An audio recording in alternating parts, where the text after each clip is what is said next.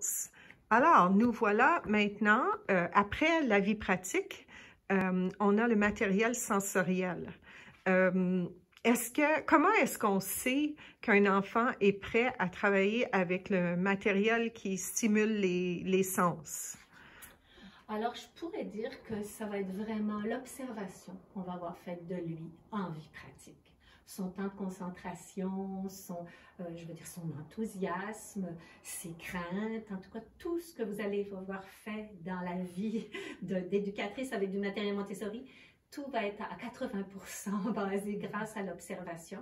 Et à ce moment-là, comme en vie pratique, le matériel est basé de façon du plus simple au plus complexe, aussi de gauche à droite, mais du plus simple au plus complexe, vous allez voir un enfant attiré par un matériel beaucoup trop avancé pour lui. Vous allez peut-être pouvoir essayer de lui proposer une présentation, mais en général, il va s'en désintéresser de lui-même parce que c'est trop long, tout simplement. Donc, je pense que c'est l'observation des enfants et leur seuil de réussite et de concentration en vie pratique. Puis, la façon qu'ils vont manipuler aussi, peut-être? Aussi, tout à fait. Oui, tout à fait.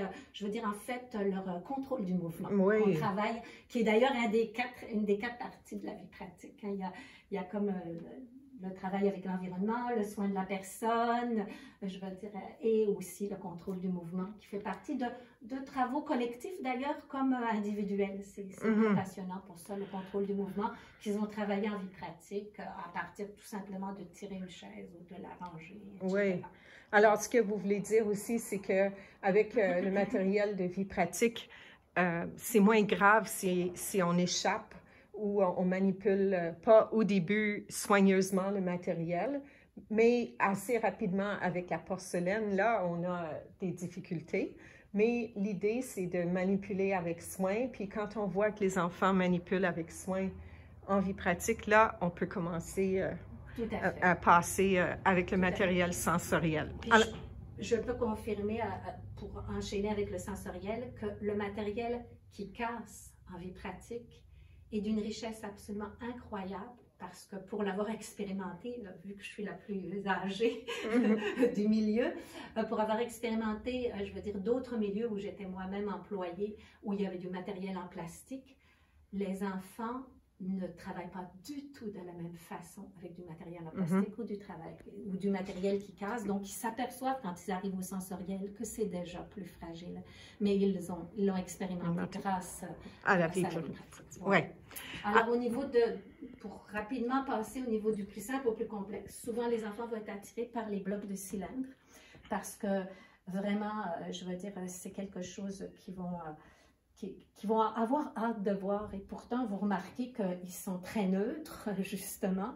Ça, Anne-Catherine va vous parler pourquoi les couleurs, pourquoi les codes de couleurs et pourquoi le neutre, mais ce que je pourrais vous dire, c'est qu'en vie pratique, souvent les enfants travaillaient sur des tables parce que, je veux dire, on ne peut pas jouer avec transvaser de l'eau, je veux dire, directement sur le plancher, mais à partir du sensoriel, ils vont avoir des tapis. Vous verrez tout à l'heure quand on sera proche des tapis.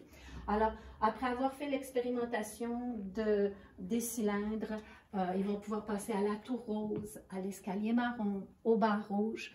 Et je ne sais pas si j'ai le droit de dévoiler le punch, parce que, oui, j'ai le droit, parce que Mme Montessori est absolument exceptionnelle quand on l'étudie, puis quand on a la chance d'apprendre sa pédagogie, c'est qu'elle a caché des choses dans son matériel. Alors, en vie pratique, comme disait Anne-Catherine et puis Stéphanie, on n'a pas le temps de tout vous dire, mais là, ce qui va vous sauter aux yeux, c'est la base 10, c'est sûr. Tout à l'heure, je veux dire, on a parlé de gauche à droite pour, dans le futur, un exercice préliminaire pour le langage. Ben, pour un exercice préliminaire pour les mathématiques, c'est que le sensoriel, ben, vous avez 10 cylindres, vous avez 10 blocs roses, vous avez 10 prismes bruns ou marrons, ça dépend comment on dit, 10 barres rouges, etc. Donc, ça, je vais laisser Anne-Catherine aller plus loin aussi, pourquoi c'est en une seule couleur, pourquoi on isole. Mais je vous dirais que le département sensoriel, il a l'avantage d'avoir beaucoup de matériel au niveau du sens visuel, justement, si on prend les 5 sens des enfants, tout ce que je viens de décrire, c'est pour le sens visuel. Puis si vous allez dans les triangles constructeurs, vous allez voir aussi que c'est beaucoup du visuel. C'est certain, c'est c'est pour ce sens-là que Mme Montessori avait le plus de chance aussi de faire fabriquer du matériel à son époque et nous, on a suivi ses traces. Mais il y a quand même une volonté de notre part, même si plus les sens sont un petit peu difficiles à présenter aux enfants, quand même, bon, si on a, je ne sais pas, une dizaine d'exercices visuels, peut-être qu'on n'aura qu'un ou deux exercices olfactifs ou un ou deux exercices gustatifs, mais donc, après le sens visuel, vous pouvez avoir le sens du toucher, qui est très, très important, avec les tablettes rugueuses, des tissus, des exercices stéréognostiques, comme ici. Ensuite, vous pouvez avoir le sens du poids. Mme Montessori utilisait le terme de barrique. Alors, vous pouvez avoir des boîtes à poids ou même des tablettes. Hein. Je pense que, oui, elles sont ici, des tablettes qu'on peut peser. Donc, là aussi, c'est encore une fois établi, comme Stéphanie disait, pour que les enfants, après une seule présentation, puissent être autonomes et travailler avec ce matériel-là. Alors, avant même de parler des autres sens, je vous dirais que sûrement que c'est un terme qui va venir dans le cours que vous allez avoir, c'est que le gros avantage de la vie pratique, c'est que les enfants, après une présentation, étaient le plus autonomes possible. Et le gros avantage aussi dans le sensoriel, c'est que le matériel est autocorrecteur. Alors, il y a des choses cachées, vous reposerez, je n'ai pas tout dit, j'ai parlé juste de la base 10, mais il y a un sens caché par Mme Montessori qui était quand même une observatrice scientifique. Donc, quelque part, elle savait pourquoi elle mettait la base 10. Puis, il y a aussi le fait que de l'autocorrection. Ça va être très important à découvrir.